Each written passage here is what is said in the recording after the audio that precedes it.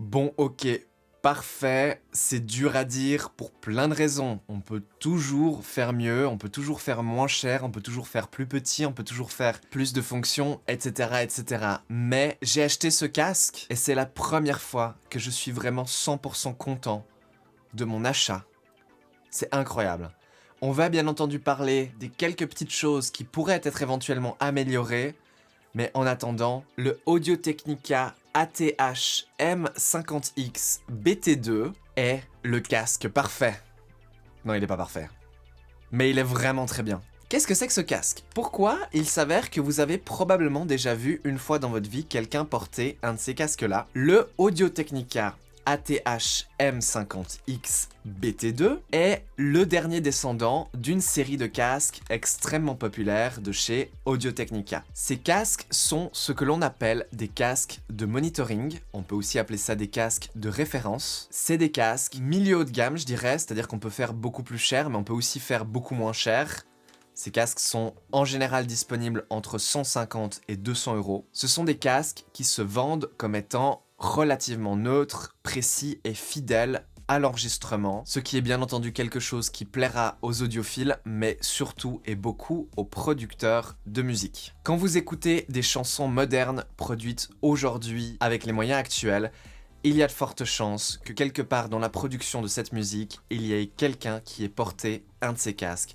Parce que ces casques sont vraiment bien pour plein de choses. Les ATH M50 de chez Audio-Technica sont des casques qui ont une bonne réponse en fréquence qui va de très grave, 20 Hz, à très aigu, 20 kHz, avec une réponse relativement linéaire, plus linéaire que d'autres casques aussi considérés comme des casques de monitoring, tels que par exemple mon Beyer Dynamic DT700 Pro X que j'utilise en temps normal. Sur les forums de producteurs de musique, il y a deux camps, ceux qui achètent le Audio-Technica et ceux qui achètent le Beyer Dynamics. Moi personnellement je suis parti sur Beyer Dynamics il y a quelques années, je n'ai jamais vraiment pris en considération le Audio-Technica. Maintenant que j'ai les deux, je peux les comparer et je vous dis que honnêtement je pense que le son est un poil plus neutre et un poil plus plat avec le Audio-Technica. On a peut-être un tout petit peu plus de précision dans les aigus et juste un petit peu plus de présence dans le bas du spectre avec le Beyer Dynamics DT700 Pro X qui est quand même un casque un petit peu plus cher, donc c'est normal. Sur cette chaîne YouTube, vous m'avez vu tester plein de casques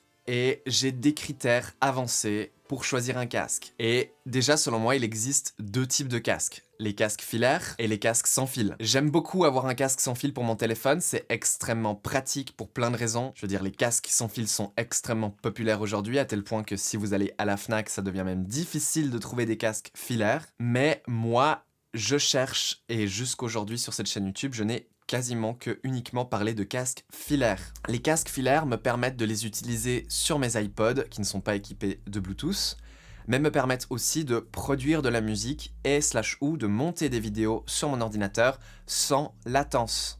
Pour faire ces deux tâches, surtout pour la musique, il vous faut le moins de latence possible, sinon ça devient très vite handicapant. Et malheureusement, le Bluetooth sans latence, c'est pas encore ça aujourd'hui. Donc en attendant, j'utilise toujours et je suis très content d'avoir des casques filaires. Les casques filaires ont aussi quelques avantages qu'on ne peut pas oublier de mentionner, tels que le fait qu'ils ne vont jamais tomber en panne de batterie. Ils fonctionnent toujours. Et ça, c'est quand même très cool. Aujourd'hui, j'ai avec moi le ATH M50 X BT2 de chez Audio-Technica. Je vais arrêter de prononcer ce nom en entier parce que sinon ça va mal finir. Et ce casque est le premier casque que j'ai pu tester de ma vie qui est viable dans les deux catégories, filaire et sans fil.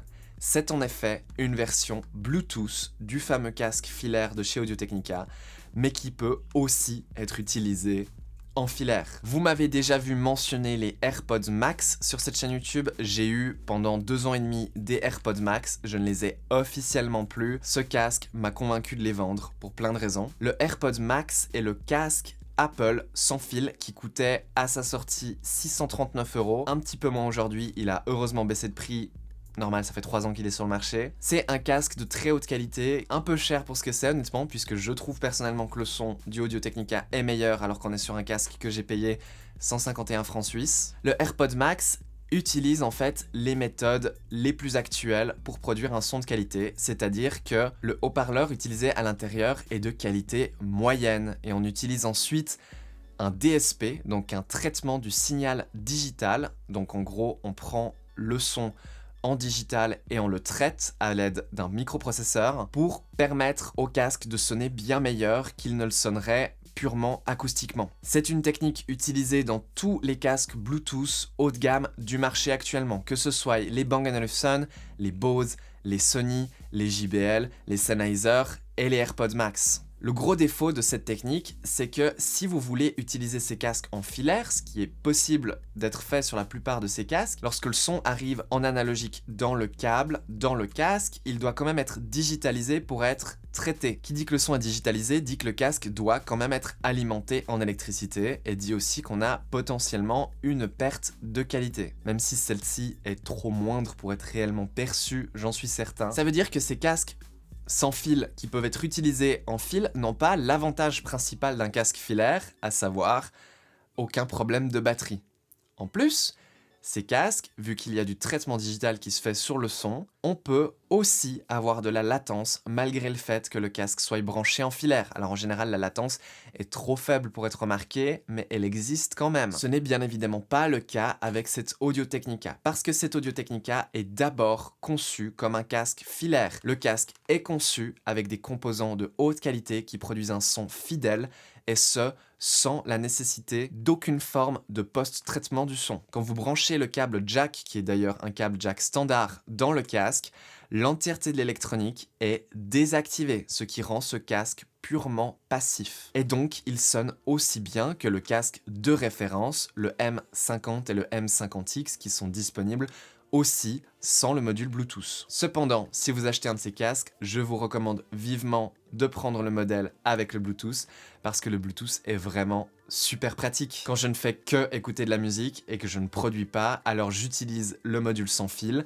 Celui-ci me permet donc d'avoir le son depuis mon téléphone en digital et sans fil. Lorsqu'utilisé sans fil, ce casque a une autonomie époustouflante de 50 à 65 heures selon le mode dans lequel vous l'utilisez, selon quel codec vous utilisez, puisque si vous utilisez un smartphone Android, il est possible de transmettre le son au casque avec le codec de Sony LDAC qui supporte théoriquement la haute résolution, même si ça reste un codec compressé. Le casque est équipé d'un traitement post-digital si vous le voulez, mais vous n'avez pas besoin de l'activer. Personnellement, je ne l'active pas parce que ça économise de la batterie et parce que le son est déjà très bon et très fidèle sans. Le casque est équipé des quelques fonctionnalités qu'on attend d'avoir sur un casque sans fil. On a un bouton play pause, on a des boutons pour régler le volume et on a des boutons pour skipper, passer à la chanson suivante ou la chanson précédente.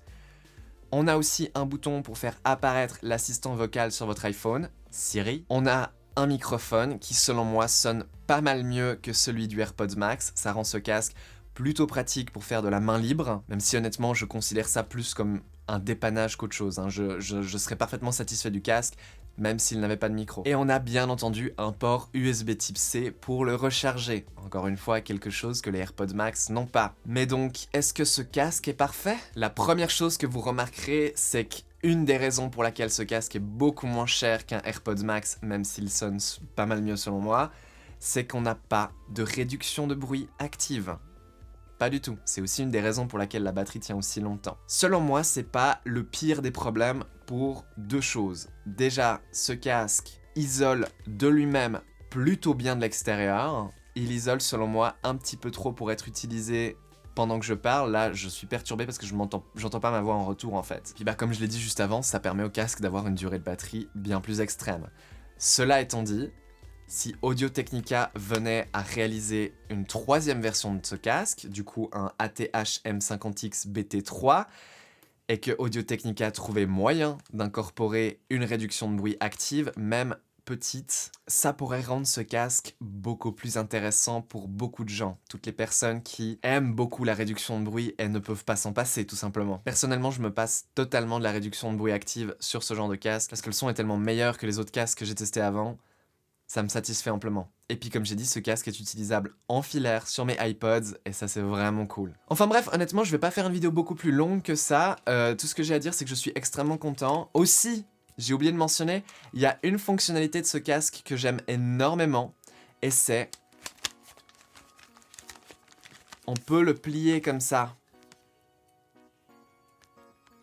Du coup, il prend suffisamment moins de place pour être glissé dans un sac ou même dans une banane. Et c'est super important pour moi parce que quand je sors avec et que tout d'un coup je fais quelque chose, une activité qui me demande mes oreilles, par exemple discuter avec des gens, eh ben j'aime bien pouvoir mettre ce casque dans mon sac, chose que je pouvais pas vraiment faire avec les AirPods Max qui se plient pas. La durée de la batterie aussi elle est exceptionnelle. J'utilise ce casque tous les jours depuis 4 semaines et je l'ai chargé que 2 fois depuis que je l'ai acheté. Vous vous rendez compte? Waouh! J'ai l'impression que ma quête du casque est terminée sur cette chaîne YouTube. J'ai l'impression qu'on est là-dessus sur quelque chose. 150 €, un peu plus si vous avez pas autant de chance que moi quand vous le trouvez, puisque moi j'ai acheté en fait un modèle d'exposition. On est sur véritablement un casque de haute qualité. Vraiment haute qualité en fait. Et j'ai l'impression que 150 € c'est le minimum qu'on peut dépenser pour avoir vraiment un son de qualité et aussi des fonctionnalités assez sympas comme le Bluetooth. Je le rappelle que c'est un casque originalement conçu pour la production et le monitoring. C'est un casque filaire qui sonne super bien en filaire et qui est utilisable sans batterie, mais auquel Audio-Technica ont simplement ajouté un modèle Bluetooth, le rendant beaucoup plus pratique et utilisable dans plein de circonstances en plus. Je trouve qu'il est assez joli, si vous le portez dans la rue, dans le train, dans le métro, peu importe. Les gens qui connaissent, qui font du DJing, qui font de la production, qui font du montage de films, savent de quel casque il s'agit et sauront automatiquement vous classer dans le genre « vous êtes une personne créative ». C'est un peu, voilà, si le look du casque est important pour vous, si vous avez acheté des AirPods Max juste pour le luxe et le prestige d'avoir des AirPods Max, je trouve que vous êtes beaucoup mieux considéré par des bonnes personnes, mieux jugé, en ayant un casque comme ça. Oui, parce que, je le dis honnêtement, mais le casque est clairement devenu un accessoire plus que simplement une façon d'écouter de la musique. Donc ça peut être important pour certaines d'entre vous, le design du dit casque. Moi, je trouve que le design de celui-ci est vraiment bien. J'espère qu'il va me tenir longtemps, hein, parce que les AirPods Max sont bien tenus pendant 2 ans et demi. Je suis un peu abusif avec mes casques parce que je les utilise vraiment beaucoup. Mais ouais, bah franchement, je suis trop content de celui-là, quoi. C'est assez dingue. Assez dingue.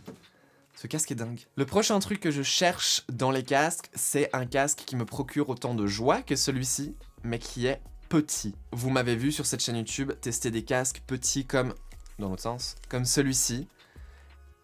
Et il y a toujours quelque chose d'extrêmement sympa à avoir un casque aussi compact que ça. Le problème de ce casque-là, c'est que le son n'est pas si bon que ça. Donc je suis un peu déçu, surtout qu'il m'a quand même coûté 40 balles. Il y a le fameux COS Porta Pro, dont j'ai parlé et dont j'étais vraiment très content. Un défaut du COS Porta Pro, c'est que vous partagez la musique que vous écoutez au monde entier, en fait. Alors qu'avec ça, c'est assez privé, en fait. Même si j'écoute à plein volume, les gens autour de moi n'entendent pas. Et ça, encore une fois, c'est une fonction qui a été élaborée comme ça volontairement, puisque ce casque est utilisé en studio par des musiciens, où ils peuvent des fois être en train de chanter en écoutant l'instrumental dans le casque, sans risquer que l'instrumental soit attrapé par le microphone, si vous voyez ce que je veux dire. Donc ce casque est aussi bien pour ce genre de choses. Honnêtement, je pense qu'il faut que vous vous abonniez à cette chaîne YouTube. Et aussi à d'autres chaînes YouTube, lesquelles je sais pas. Moi je pense qu'il y a que la mienne qui vaut la peine. Peace.